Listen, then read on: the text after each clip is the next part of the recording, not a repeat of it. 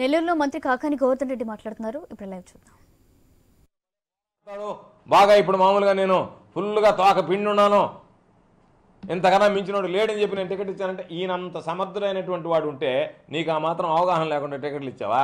వేరే వాళ్ళ పేర్లు ఎందుకు చెప్పావు? నువ్వు కొత్తగా వచ్చినటువంటి పాత వాళ్ళని సరే వదిలి కొత్తగా వచ్చినటువంటి వాళ్ళ పేర్లు కూడా చూపించావు కదా దాంట్లో. కొత్తగా నిన్నగాక మొన్న పార్టీకి కండువా వేసుకున్నటువంటి వాళ్ళ పేర్లు కూడా చెప్పి వాళ్ళకి ఇస్తే ఎటువంటిదని కూడా అడిగి చివరికి ఎవరు మేము రాము అని చెప్పి వాళ్ళు నిర్ధారించిన తర్వాత సరే ఈరోజు ఆడియోలు వీడియోలు అన్నీ చాలా విన్నాం. మనం ఏం మాట్లాడుతున్నారో ఏం విన్నారో తెలుగుదేశం పార్టీకి సంబంధించినటువంటి నాయకులు అనేటువంటిది వాటి జోలికి నేను పోదలుచుకోలే. దాంట్లో కూడా స్పష్టంగా అర్థమవుతుంది కదా, ఎవరు పిలిచినా మేము పోవాలనుకోలేదు, మేము పోలేదు అని చెప్పారు. ఎవరు పోకపోతే ఆయనకి ఇస్తారు టికెట్ అన్నారు. అట్టే నువ్వు ఆయనకి ఇచ్చావు టికెట్. ఆయనకి టికెట్ ఇచ్చి ఆయన పాపం ఇంతమంది వీరుడు సూర్యుడు లేడు జాతిరత్నం అయినా తెలుగుదేశం పార్టీ కంటే అటువంటి జాతిరత్నాన్ని ఎందుకు మర్చిపోయావు? ముందుగా మిగతా వాళ్ళు ఎందుకు వచ్చారు ఇతనికన్నా ముందు? పాపం ఇతను మర్చిపోయి మిగతా వాళ్ళందరి పేర్లు మొన్న చేరినటువంటి వాళ్ళ పేర్లు చెప్పావు. మొదటి నుంచి ఉన్నటువంటి వాళ్ళ పేరు చెప్పలేకపోయావు. ఈరోజు ఎవరు రాకపోయేటప్పటికీ ఆయనకి ఇచ్చి ఆయన తీసుకొచ్చే మదన్ కామరాజుని ఈయనకి బ్రహ్మాండమైనటువంటి వాడు, ఈయనకి తిరుగులేనటువంటి శక్తి అని చెప్పి ఆయన తీసుకొచ్చి ఈయన గెలిపించండి, ఈయన పాపం ఆయన జీవితాన్ని సర్వేపల్లికి అంకితం చేశాడని చెప్పి ఎవరు అంకితం చేయమన్నారు? ఆయన సర్వేపల్లికి నిన్ను ఆయన ఇద్దరిని.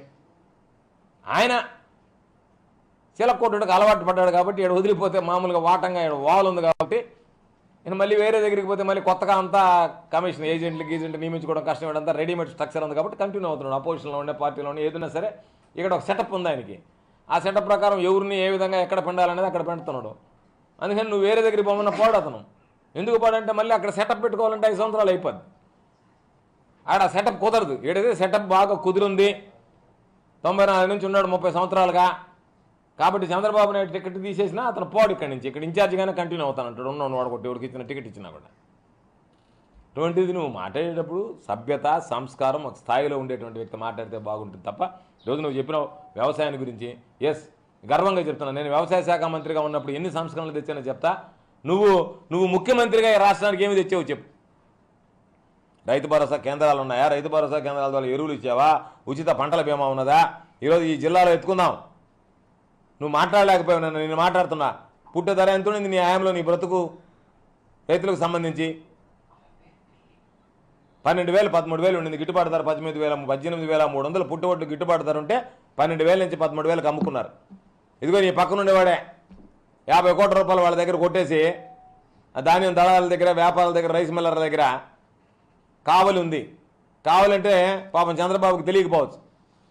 ఉదయగిరి కోట మీద ఎప్పుడన్నా శ్రీకృష్ణదేవరాయలు వచ్చినప్పుడు శ్రీకృష్ణదేవరాయలకి భద్రతా దళాలు ఉండేవాళ్ళు అక్కడ కావలి కాస్త. అందుకని దాని పేరు కావాలని వచ్చింది. దాన్ని నీ పక్కన ఉన్నటువంటి వాడు సోమిరెడ్డి ఎంత బ్రహ్మాండంగా వాడుకున్నాడో తెలుసా? ఆ కావలిని చెక్ పోస్ట్ చేశాడు. అక్కడ తీసుకొచ్చి రవాణా శాఖ అధికారులను పెట్టాడు. ఏదన్నా ఇతర జిల్లాల నుంచి కనుక లారీలు వస్తే ధాన్యం బస్తాలు వేసుకొని అక్కడ ఆపించాడు. బ్రేక్ ఇన్స్పెక్టర్లు ఆర్టీఓలు అక్కడ చేరేది ఆపేది. మీకు ఆ కాగితాలు లేదు, ఈ కాగితాలు లేదు అని చెప్పి లారీలను సీజ్ చేశారు. ఏదైనా అదన తెప్పి లారీలు కనుక నెల్లూరు జిల్లాకు వస్తే నెల్లూరు జిల్లా నుంచి ధాన్యం లోడ్తో పోతే అది ఓవర్ వెయిట్ ఉంది, ఓవర్లోడ్ ఉందని చెప్పి దాన్ని తీసుకెళ్లి పోలీస్ స్టేషన్ దగ్గర పెట్టించారు. ఇతర జిల్లాల నుంచి ఒక్క లారీని రానికుండా కావలి దగ్గర నువ్వు ఆపి రైతులు ఇక్కడ ఉన్నటువంటి వాళ్ళందరూ రింగయ్యి వ్యాపారులు, దళారులు, మిల్లర్లు రైతులను దోచుకున్నారు. సిగ్గుపడాలి నువ్వు. ఈరోజు నెల్లూరు జిల్లాలో నువ్వు అడుగుపెట్టావు. నన్ను చెప్పలేకపోయావు. నీకు చెప్పలేదేమో పాపం చంద్రమోహన్ రెడ్డి. 18,600 పుట్టికి గిట్టుబాటు ధర ఉంటే 22,000 నుంచి 24,000 రూపాయలు బస్తా మీద డబ్బు పెట్టి ఈరోజు రైతులు కొనుక్కొని పోతున్నారు. రైతుల దగ్గర ధాన్యం కొనుక్కొని పోతున్నారు. తూర్పుగోదావరి, పశ్చిమ గోదావరి పక్కన ఉన్నటువంటి తెలంగాణ రాష్ట్రాల నుంచి మిల్లర్లు వస్తున్నారు. ఇది మా పరిపాలన, ఇది మా యొక్క ఆలోచన. నీలాగా రైతు రథాల్లో 6 లక్షల రూపాయలు రేటు పెట్టి 4.5 లక్ష రైతు రథం అయితే మామూలుగా 4.5 లక్ష పాపం రైతులు కట్టండి. 1.5 లక్ష సబ్సిడీ 5 లక్షల రూపాయల ట్రాక్టర్ను 6 లక్షలు చేసి రైతుకి 50,000 ఇచ్చి రైతుల పేరుతో 1,00,000 రూపాయలు నువ్వు నీ కొడుకు ఇదిగో ఈ పంజాకౌరుడు ఒకటి మీరు అందరు కలిసి ముగ్గురు కలిసి జోబులు వేసుకోలేదు డబ్బులు. కాబట్టి మీరు మాట్లాడేటప్పుడు మీరు చేసినటువంటి కార్యక్రమాలు నిద్రలేస్తే అవినీతి అబద్ధాలమయమైనటువంటి నువ్వు మమ్మల్ని విమర్శించేటువంటి స్థాయి ఎక్కడుంది? జగన్మోహన్ రెడ్డి గారిని విమర్శించేటువంటి స్థాయి స్తోమత నీకు ఎక్కడుంది? నీకు ఎంతసేపటికి అధికార కాంక్ష, ఏదో ఒకటి ఉన్నవి లేనివి అబద్ధాలు చెప్పి ఎక్కి కూర్చోవాలి దాని మీద అనేటువంటి ఆలోచన తప్ప నీకు ఎప్పుడు కూడా గమ్యం అనేటువంటిది ఒకటే ఉంది తప్ప నీకెప్పుడు మార్గం ముఖ్యం కాదు. నీకు మనిషికి జీవితంలో రాజకీయాల్లో గమ్యం కన్నా మార్గం ముఖ్యం. నీకు అసలు మార్గమే అవసరం లేదు. నువ్వు దేని మీదైనా నడిచిపోతావు. కానీ గమ్యం చేరుకుంటే చాలు అనుకునేటువంటి నీచమైనటువంటి స్వభావం కలిగినటువంటి వాడు నువ్వు. జగన్మోహన్ రెడ్డి గారు ఆ గమ్యానికి వెళ్ళడానికి మార్గాన్ని అన్వేషించేవాడు. కాబట్టి జగన్మోహన్ రెడ్డి గారితో నువ్వు ఈ జన్మలో సాటిరావు. ఒకవేళ జగన్మోహన్ రెడ్డి గారి మీద నువ్వు ఎన్ని రకాలైనటువంటి ఆరోపణలు చేయొచ్చు. జగన్మోహన్ రెడ్డి గారి పరిపాలన ఏందనేటువంటిది నువ్వు ఎన్ని రకాలుగా మాట్లాడావు జగన్మోహన్ రెడ్డి గారి పరిపాలన గురించి. ఈ 5 సంవత్సరాల తర్వాత ఈరోజు నీకు అభ్యర్థులను నిలబెట్టుకోవడానికి చెమటలు పడుతున్నాయి. జగన్మోహన్ రెడ్డి గారు నీకన్నా ముందు ఎంత బ్రహ్మాండంగా అభ్యర్థులను నిలబెట్టాడో చూసుకో.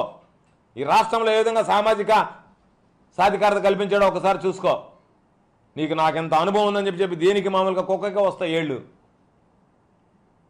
కాబట్టి ఈరోజు నువ్వు చెప్పినటువంటి వాటి మీద నేను విచారణకు సిద్ధంగా ఉన్నా. దేని మీదైనా సరే నువ్వు విచారణకి నీ మీద వచ్చినటువంటి అభియోగాల మీద నువ్వు విచారణకు సిద్ధంగా ఉన్నావు అనేటువంటిది నువ్వు దాని మీద తేల్చి చెప్తే బాగుంటుంది తప్ప నేను అడిగిన ప్రతిసారి నువ్వు మాట్లాడకుండా ఎవరో ఒక ఊరకొక్కలను ఉసిగలిపేది వాళ్ళు లవ్ అంటా పరిగెత్తి మాట్లాడడం కాదు. నువ్వు మాట్లాడగలిగితే నీకు దమ్ము ధైర్యం ఉంటే నువ్వు సమాధానం చెప్పే 24 గంటల లోపల నీ మీద ఉన్నటువంటి అవినీతి ఆరోపణల మీద.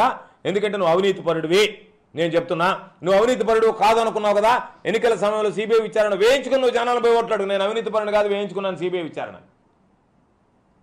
లేనప్పుడు నేను అవినీతి పరుడినే అయినా నాకు ఓట్లు వేయండి అని చెప్పి నువ్వు అడగాల్సినటువంటి పరిస్థితి, అడుగుతున్నావని చెప్పి భావించాల్సినటువంటి పరిస్థితి. కాబట్టి చంద్రబాబు సోమిరెడ్డి ఇద్దరికి చెప్పేది, మీరు నిన్న జరిపినటువంటి సభ అట్టర్ ఫ్లాప్ అయింది, ప్రజాగళం మోగపోయింది చంద్రబాబు నాయుడిది. కాబట్టి చంద్రబాబు నాయుడికి ఆంధ్ర రాష్ట్ర ప్రజలు అన్ని దగ్గర బై చెప్పినట్టు నెల్లూరు జిల్లా ప్రజలు బై చెప్పారు. కాబట్టి ఇంక చంద్రబాబు నాయుడు శ్రేష్ఠ జీవితాన్ని విశ్రాంతికి గడపచ్చు. ఎందుకు పాపం అనవసరంగా ఇట్లాంటి వాళ్ళందరినీ పక్కన పెట్టుకొని గబ్బుకాయలు పట్టిపోవడం తప్ప ఏం ఉపయోగం లేదు. కాబట్టి మరలా చంద్రబాబు నాయుడు ఏదైతే వ్యాఖ్యలు చేశాడో ఆ వ్యాఖ్యలు అన్నీ కూడా ఈరోజు వ్యవసాయ రంగానికి సంబంధించి ఏ విధంగా రైతులను ఆదుకున్నాం, వ్యవసాయానికి సంబంధించి ఏ విధంగా పెద్దపీట వేసాం, వ్యవసాయ రంగంలో ఎటువంటి మార్పులు తీసుకొచ్చాం అనేటువంటిది ప్రజలకు తెలుసు, రైతులకు తెలుసు. ఈరోజు నువ్వు వచ్చినటువంటి ప్రాంతంలో ఒకసారి పర్యటిస్తే ఎంత సమగ్రంగా సంపూర్ణంగా సాగునీరు ఇచ్చాం. ఎన్ని సందర్భాల్లో నువ్వు ముఖ్యమంత్రిగా ఎలగబెట్టేటప్పుడు ఈ వ్యవసాయ శాఖ మంత్రికి ఏదో సోమిరెడ్డి ఉండేటప్పుడు జిల్లా పరిషత్తులను ముట్టడిచ్చారు వచ్చి. మా హయాంలో ఎక్కడన్నా ఒక రైతు రోడ్డెక్కి నాకు నీరు ఇవ్వలేదనేటువంటి మాట వినిపించలా, నాకు విత్తనాలు రాలేదనేటువంటి మాట వినిపించలా, నాకు ఎరువుల కొరత ఉందనేటువంటి మాట వినిపించలా, నా ధాన్యానికి గిట్టుబాటు ధర రాలేదనేటువంటి మాట వినిపించలే. మీకు మాకు ఉన్నటువంటి వ్యత్యాసం అది. ఇది నువ్వో నేను ఇచ్చేటువంటి సర్టిఫికేట్ కాదు, రైతుల్లో నుంచి రావాల్సింది, రైతులు చెప్పాల్సింది, రైతులు అనుభవించి రైతుల దగ్గర నుంచి వాళ్ళ అనుభవాలు చెప్తారు తప్ప నువ్వు ఏదో వ్యానికి అదేదో మైకిల్ జాక్సన్ తగిలించుకున్నట్టుగా మెడకు ఒక మైకి తగిలించుకొని నువ్వు మాట్లాడిపోతే జనాలను నమ్ముతారు అనుకోవడం మీ భ్రమ. జనాల్ని నమ్మరు. కాబట్టి చంద్రబాబు నాయుడిని నెల్లూరు జిల్లా ప్రజలు మరొకసారి చీకొట్టారు. సిగ్గైనా ఉండాలి. 70 మంది వచ్చారు నాయకులు. ఆ 70 మంది తోటి వచ్చినటువంటి వాళ్ళు తలా 5 మంది వచ్చినా కూడా 400 మంది వచ్చారు. ఆ 400 మంది ఇంకొక 1000 మందిని మొబిలైజ్ చేసుకోలేకపోయాడు సోమిరెడ్డి. అటువంటి వాటిని నమ్మి నువ్వు వీడికొచ్చి అబాసు పాల్పడడం, భ్రష్టు పడడం తప్ప ఉపయోగం లేదు. కాబట్టి నిన్నటి నీ దాంతో నేను అనుకున్నా నెల్లూరు జిల్లాలో నువ్వు అనుకుంటావు నాకు 4 వస్తాయి, 5 వస్తాయి, 6 వస్తాయి, 7 వస్తాయని వేలం పాటు పడతాను. నెల్లూరు జిల్లాలో ఒక్క సీటు కూడా నీకు వచ్చేది లేదనేటువంటిది నిన్న నీ యాత్రతో అర్థమైపోయి ఉంటుందని నేను భావిస్తున్నా. ఏది ఏమైనా చంద్రబాబు నాయుడు నా ఛాలెంజ్ని స్వీకరిస్తాడని చెప్పి ఆశిస్తున్నా.